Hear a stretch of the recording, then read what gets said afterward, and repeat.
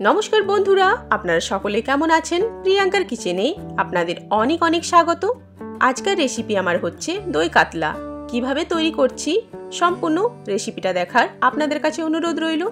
প্রথমেই আমি মাছগুলোর মধ্যে নুন হলুদ মাখিয়ে ম্যারিনেট করে নেব। বেশ ভালোভাবে মাখিয়ে নেব। আমি 4 পিস মাছের দই কাতলা তৈরি করছি। 10 মিনিট মতো ম্যারিনেট করে রেখে দেব। এবার আমি দই কাতলার কিছু মশলা তৈরি করছি। 1 ইঞ্চি আদার টুকরো, 5 কলি রসুন, একটা মিডিয়াম সাইজের পেঁয়াজ, একটা কাঁচা লঙ্কা দিয়ে ফাইন পেস্ট তৈরি করে নেব।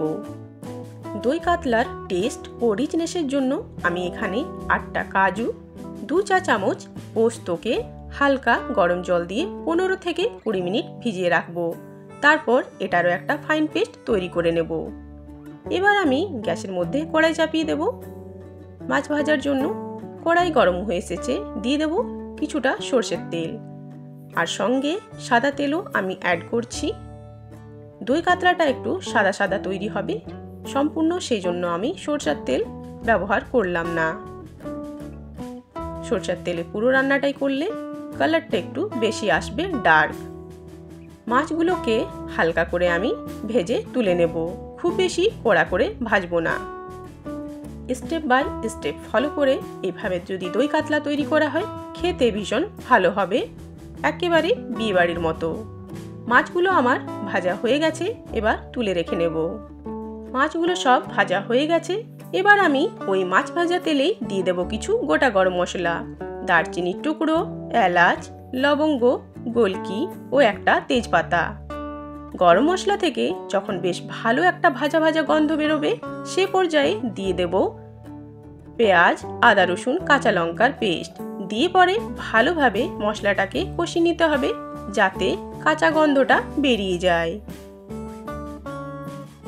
মোটামুটি এইভাবে কয়েক মিনিট ধরে পেঁয়াজ আদা রসুনটাকে কষিয়ে নিতে হবে। এবার আমি এর মধ্যে কিছু গুঁড়ো মশলা দেব।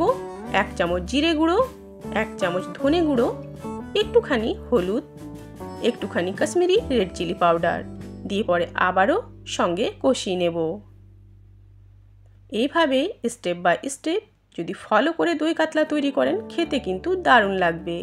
দিয়ে দিলাম কাজু পোস্তর পেস্ট, দিয়ে পরে আবারও ভালো করে কষিয়ে নিতে হবে। মশলাটা ততক্ষণ অবধি কষিয়ে নেব যতক্ষণ তেল ছেড়ে না যায়। মশলাটা বেশ ভালোভাবে কষিয়ে নিয়েছি, দেখুন মশলা থেকে তেল বেরিয়ে এসেছে। একটুখানি জল অ্যাড করলাম, দিয়ে পরে আবারও কয়েক মিনিট এইভাবে কষিয়ে নিতে হবে। এবার আমি স্বাদ মতো দিয়ে দেব নুন। নুন দিয়ে আবারও ভালো করে মিক্স করে নেব।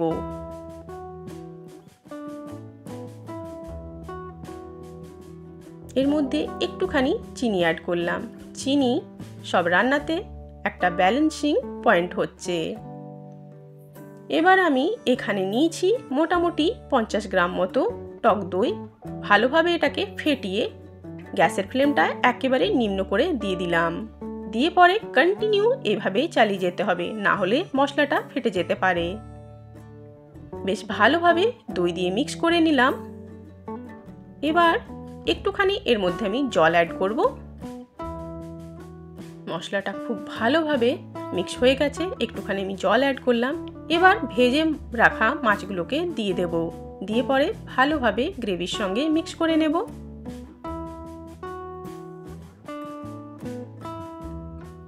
চলুন কয়েক মিনিটের জন্য আমি ঢাকা দিয়ে দিলাম। মোটামুটি 4 মিনিট মতো আমি ঢাকা দিয়ে দিয়েছিলাম। আমার দই কাতলা একেবারে রেডি হয়ে গেছে। আমি উপর থেকে একটু বেরেস্তা ছড়িয়ে দিলাম। এবার দই কাতলা সার্ভ করার জন্য রেডি। তাহলে এই রেসিপিটা আপনাদের কেমন লাগলো অবশ্যই জানাবেন। ভালো লাগলে লাইক কমেন্ট শেয়ার করবেন, আর প্লিজ আমার চ্যানেলটাকে সাবস্ক্রাইব করে দেবেন। আবার দেখা হবে আপনাদের সঙ্গে অন্য কোনো রান্নায়। ততক্ষণের জন্য অনেক অনেক ধন্যবাদ। ভালো থাকুন, সুস্থ থাকুন।